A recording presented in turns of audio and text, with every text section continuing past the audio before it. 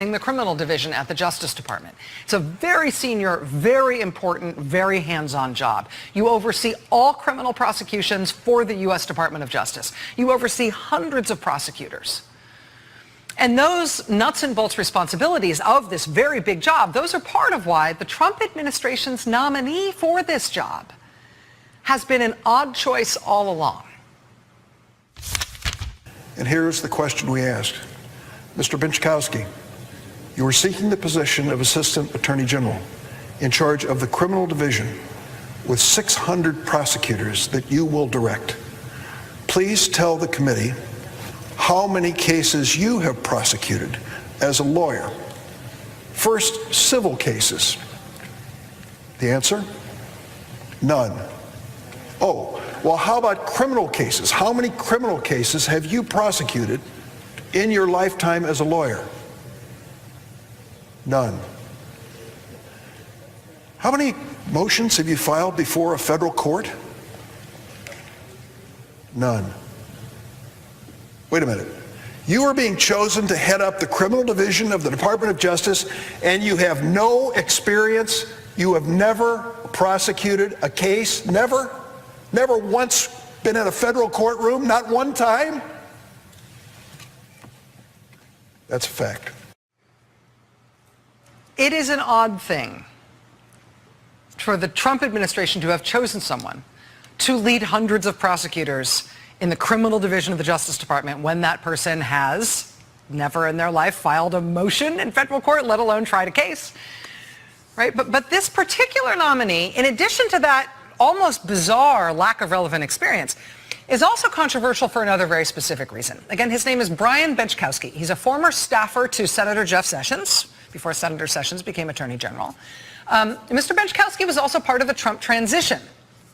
When the Trump transition was over, because Trump was getting sworn in and the administration was starting, Brian Benczkowski put in a request that he be considered for a job at the Justice Department.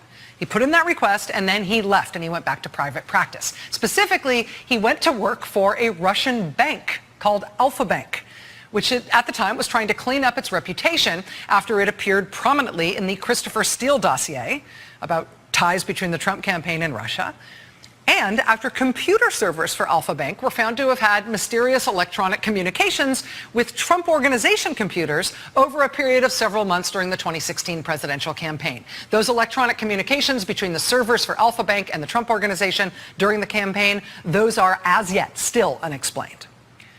Brian Benczkowski was hired by Alfa Bank after he worked on the Trump transition in the very early days of the Trump administration to come in and help Alfa Bank clean up its image, to essentially put a U.S. law firm stamp of approval on internal investigations that Alfa Bank commissioned to purportedly clear them of any wrongdoing and any association with the Trump campaign.